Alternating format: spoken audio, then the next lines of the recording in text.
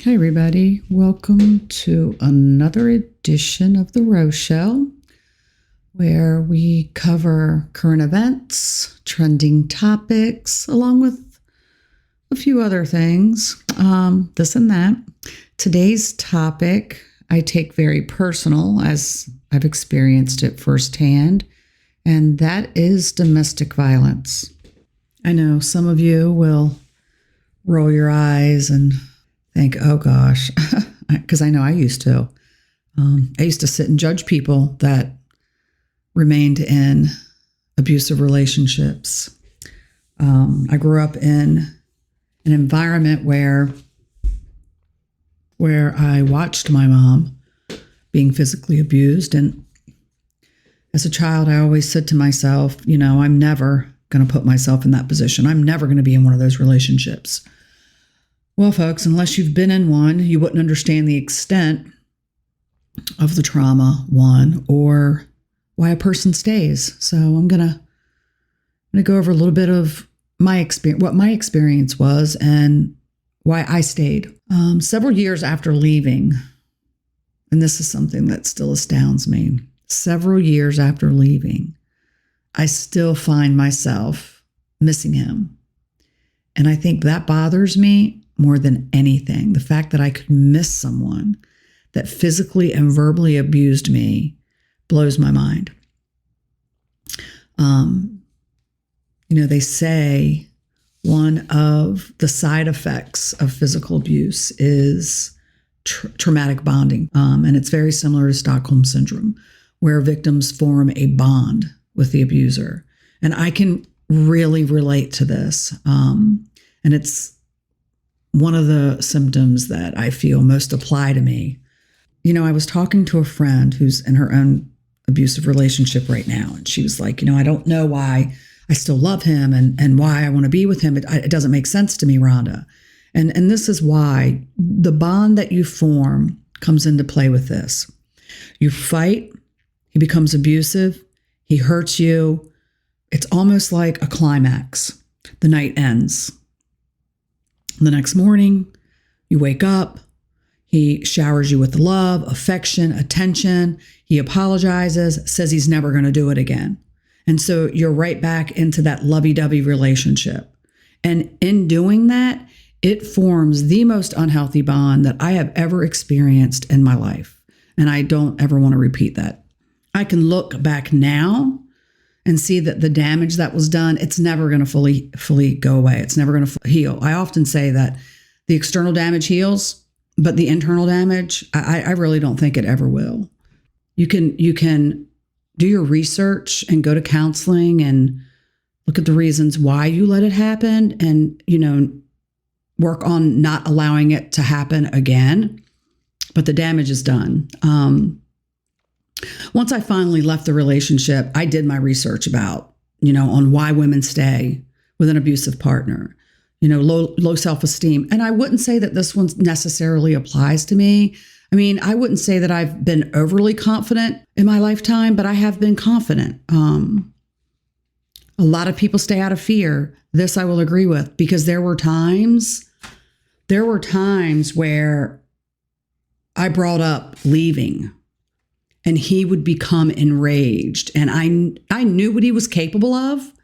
So I stayed long after I should have left. But leaving was something I should have done the first time he ever laid hands on me. The first time he grabbed me by my throat and threw me up against a truck. I was so shocked when you see that kind of rage in someone's eyes that professes to love you, it shocks you. I didn't know how to react. I immediately went in the house and I went to bed. That was my very, very ginormous red flag. But again, I kept going. Then there's, isolation. So we went over low self-esteem, fear, then there's isolation. The abuser gradually begins to demand more and more time, making the abused feel special and even adored. And this is so true. And over time, it isolates the abused from their loved ones and their friends. And I experienced this firsthand. He wanted to do everything together. He didn't want to do anything separately. If he walked in the house and I didn't drop what I was doing and immediately go over to him and give him a kiss and a hug and ask him how his day was, immediately, it was like a switch. Very scary, very, very traumatic. You really live on the edge day to day, not knowing what you're going to experience. Then there's the honeymoon phase. The honeymoon phase. Everyone that experiences domestic violence, I would swear, I would guarantee, experience this. And that's, the abusive episodes are often followed by the abuser showing signs of remorse. He promises to change. The next day, he gets up, makes you feel special, apologizes, tells you it'll never happen again, and, the cycle continues. I beat myself up for a long time. On occasion, I still do, but now I can say, years later, that the journey has made me realize this. Who he was had nothing to do with me, so I've stopped blaming myself. I'm not weak. I didn't deserve it. And I'm finally starting to make my way back to the person I was before the damage occurred.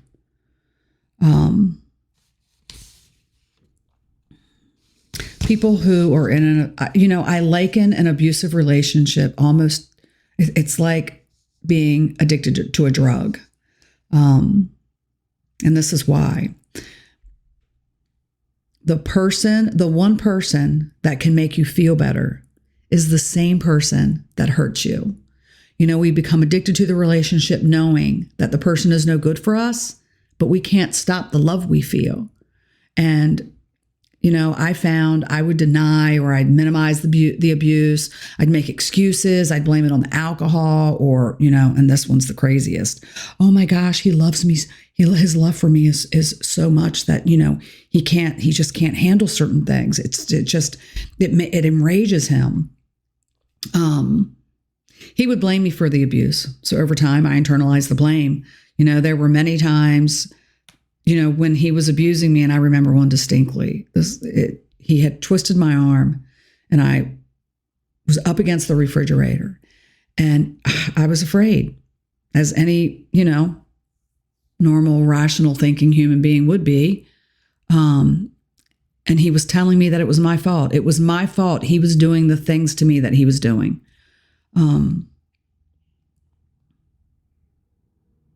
He used to always tell me, no one's ever going to love you as much as I do. Over time, I started to realize that he was who he was. And no matter how many times he apologized, he was never going to stop. I got tired of living on the edge, not knowing when he was going to snap, not knowing what I was going to do to set him off. The last straw for me was when I found out he was texting and talking to other women. And I realized that I had stayed and put up with all of the verbal and physical abuse because he always made me think that no one could love me as much as he did, only to find out that he didn't even know what love was. I stayed in that relationship thinking that I was his sun and his moon,